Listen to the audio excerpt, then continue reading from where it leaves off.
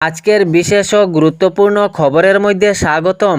আজ হলো 11 আগস্ট 25 শ্রাবণ মঙ্গলবার। আজকের প্রথম খবরটি হলো রাজ্যে এখন অনেক মহিলা রয়েছেন যাহাদের ব্যাংক অ্যাকাউন্টের সাথে আধার লিঙ্ক হয়নি, তাই অরুণোদয় প্রকল্পের টাকা আসেনি। রাজ্য সরকারের পক্ষ থেকে এ নির্দেশিকা জারি।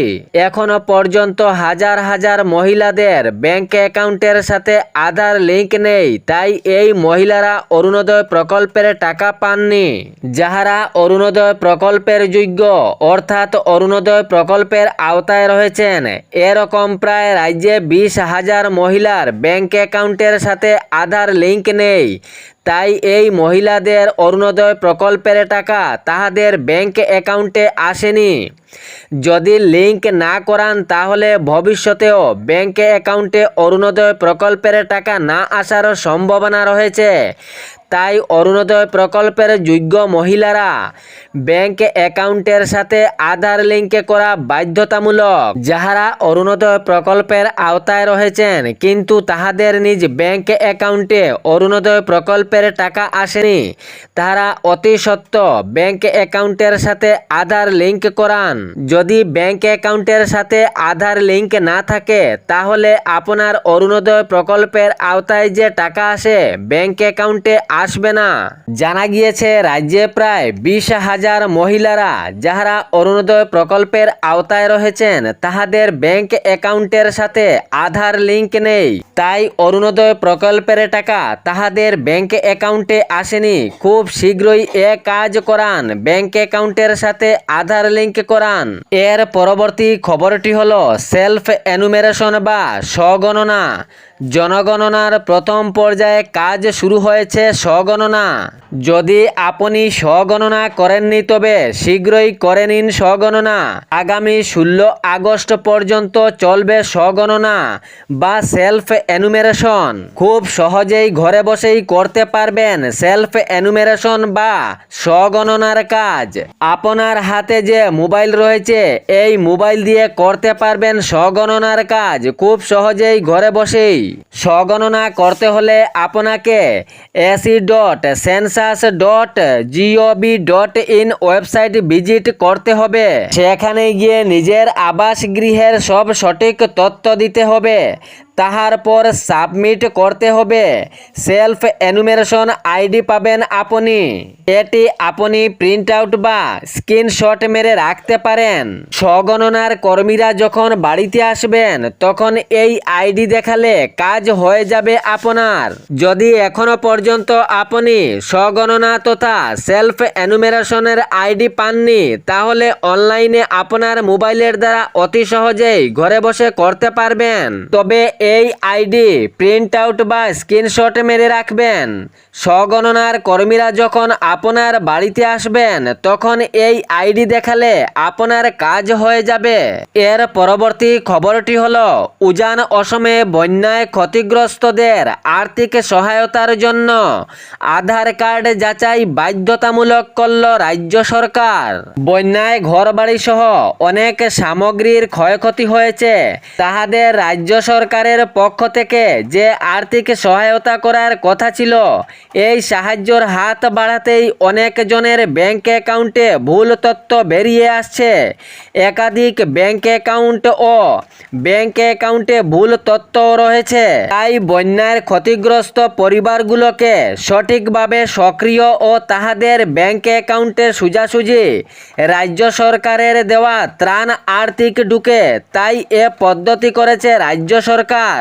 এখন আধার কার্ড যাচাইয়ের প্রক্রিয়া, কারণ একাধিক ব্যাংক অ্যাকাউন্ট ভুল তথ্য রয়েছে বা যে ব্যাংক অ্যাকাউন্ট রয়েছে তাহাতে অনেক ভুল তথ্য রয়েছে। এর জন্য রাজ্য সরকারের পক্ষ থেকে সেই পরিবারগুলোর আধার কার্ড যাচাই বাধ্যতামূলক হয়ে পড়েছে।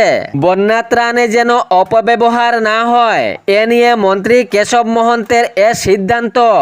এর পরবর্তী খবরটি হলো একই পরিবারের শাশুড়ি ও পুত্রবধূকে অরুণোদয় প্রকল্প দেওয়ার চিন্তা ভাবনা রয়েছে রাজ্যের মুখ্যমন্ত্রী ডক্টর হিমন্ত বিশ্ব শর্মার। তিনি জানিয়েছেন যে পরিবার বড় রয়েছে সেই পরিবারে শাশুড়ি ও পুত্রবধূকে দেওয়া হবে অরুণোদয় প্রকল্প।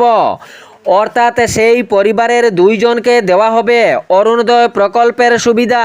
রাজ্যের বড় পরিবারের জন্য এ সুখবর জানিয়েছেন অসমের মুখ্যমন্ত্রী ডক্টর হিমন্ত বিশ্ব শর্মা।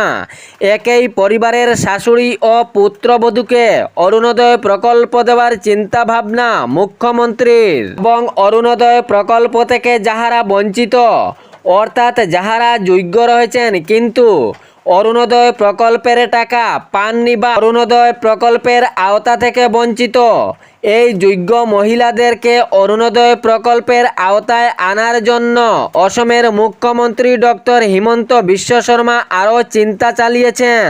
তিনি জানিয়েছেন রাজ্যবাসীর সামনে যাহারা বঞ্চিত রয়েছেন অরুণোদয় প্রকল্প থেকে, সেই যোগ্য মহিলাদেরকে আমার চিন্তা ভাবনা রয়েছে যে অরুণোদয় প্রকল্পের আওতায় আনার জন্য এ নিয়ে বিশেষ কাজ ইতিমধ্যে শুরু করার পদক্ষেপ রয়েছে রাজ্য সরকারের। পুনরায় জনমুখী প্রকল্পের সুখবর রাজ্যবাসীর সামনে অসমের মুখ্যমন্ত্রী ডক্টর হিমন্ত বিশ্ব শর্মার।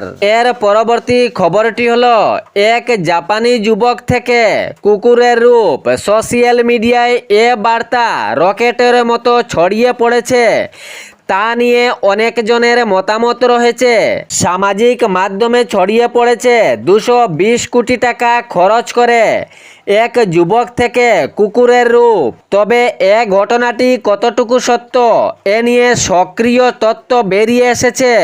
এক জাপানি যুবকের চর্চা সোশ্যাল মিডিয়ায় চতুর্দিকে ছড়িয়েছে। মানুষ থেকে কুকুরের রূপ, তবে এটি ভুয়ো।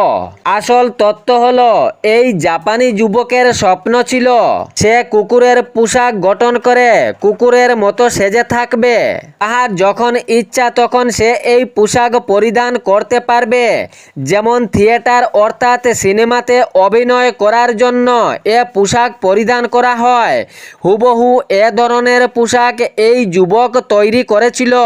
এই পোশাক তৈরি করতে সেই যুবকের 20 লক্ষ খরচ জাপানি ইয়েন, যা ভারতীয় মুদ্রা রূপান্তরিত হলে 13-14 লক্ষ টাকা।